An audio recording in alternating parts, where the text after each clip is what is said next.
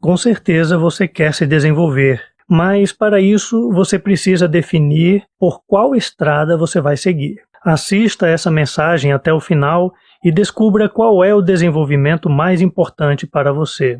Eu te desejo a graça e a paz do Senhor Jesus. Seja bem-vindo e bem-vinda ao nosso canal. Nós estamos hoje no 5º episódio da série As Bem-aventuranças. E no Evangelho de Mateus, capítulo 5, versículo 5, nós encontramos a seguinte escritura: Bem-aventurados os mansos, porque eles herdarão a terra. A busca pelo desenvolvimento é uma busca legítima. O único problema com isso é que nós nos concentramos mais no aspecto da estrutura ou da nossa infraestrutura. Quando queremos nos desenvolver, nós pensamos em uma profissão melhor, em um emprego melhor, um salário melhor, talvez morar em uma casa melhor.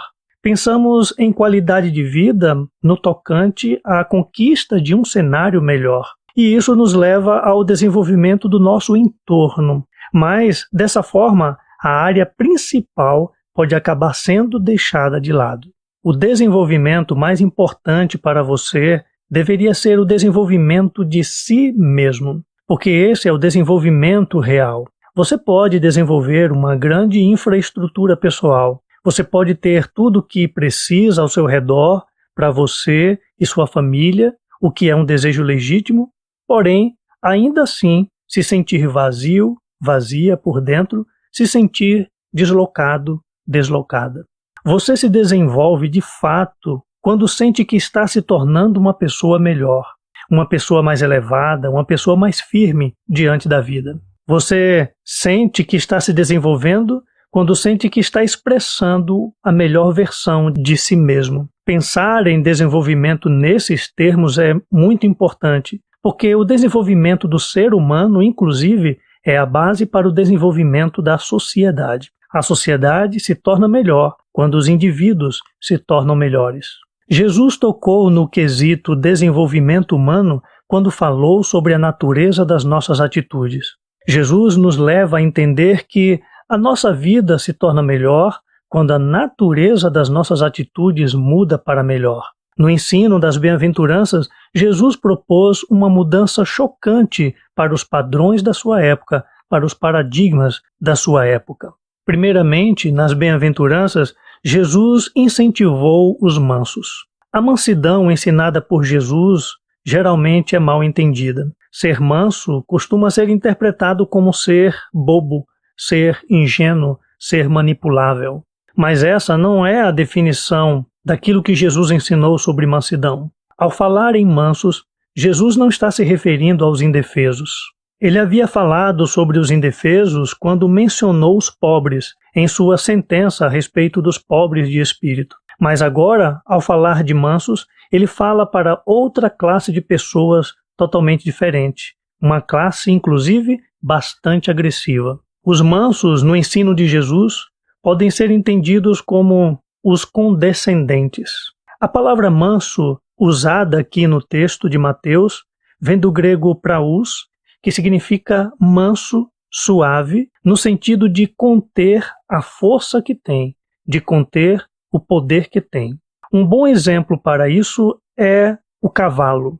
O cavalo é um dos animais mais magníficos da natureza, e o cavalo é sinônimo de força, de poder.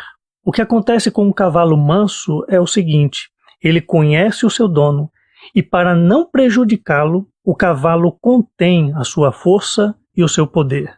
Essa é a melhor maneira de traduzir o ensino de Jesus aqui, onde o manso é aquele que tem o poder de ferir, mas não fere. No entanto, ao incentivar os mansos, Jesus chocou a sua época. No Israel do primeiro século, que era dominado pelo Império Romano, havia constantes levantes. Existiam rebeldes israelitas, reacionários contra o domínio romano. Dentre eles, havia um grupo chamado de os Zelotes.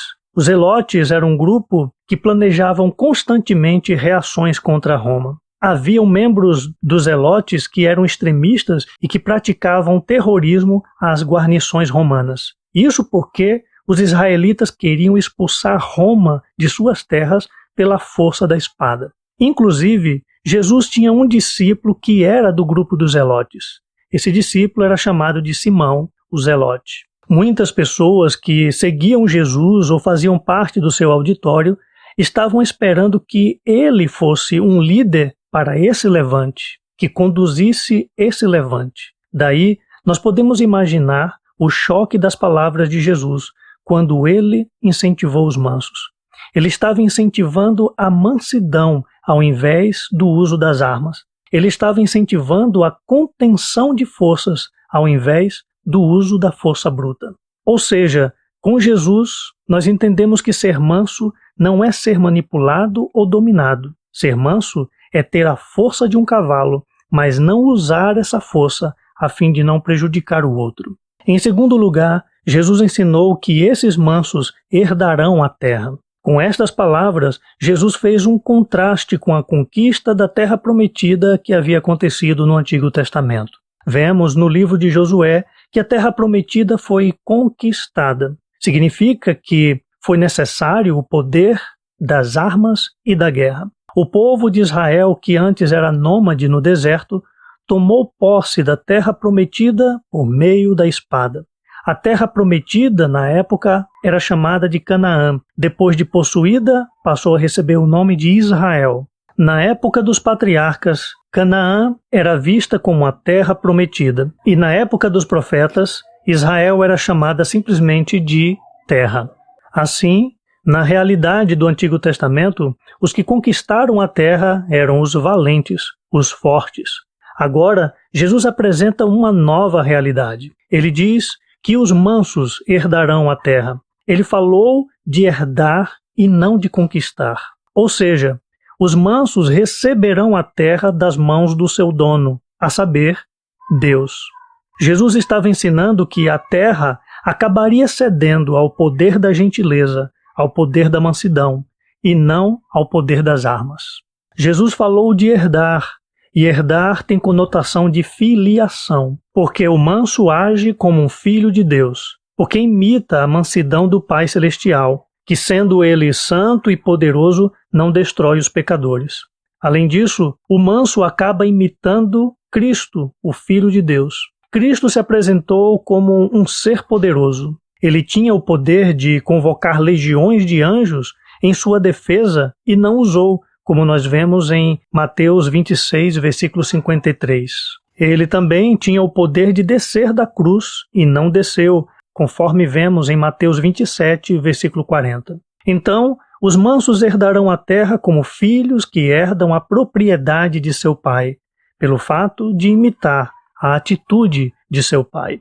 É por isso que, de acordo com Jesus, os mansos são bem-aventurados. Ao se referir aos mansos como sendo sortudos, venturosos, Jesus está apontando para uma transformação na natureza das nossas atitudes. Ele está dizendo que, embora tenhamos o poder de ferir e de machucar, podemos aprender com ele a não usarmos esse poder e essa força. Ao invés disso, conteremos a nossa força para não ferir o outro. Segundo Jesus, isso é se desenvolver. Isso é agir como uma pessoa bem-aventurada. E isso é se tornar uma pessoa melhor.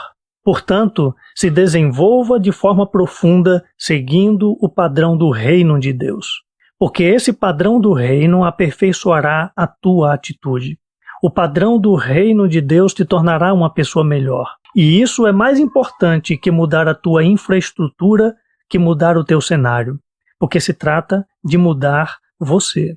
Para o reino de Deus, você não é forte por usar sua força para esmagar o outro. Você é forte por saber que tem força para esmagar, mas se contém para o bem do próximo. Para o reino de Deus, você não é forte ao mostrar todo o poder que tem de subjugar o outro, de neutralizar o outro.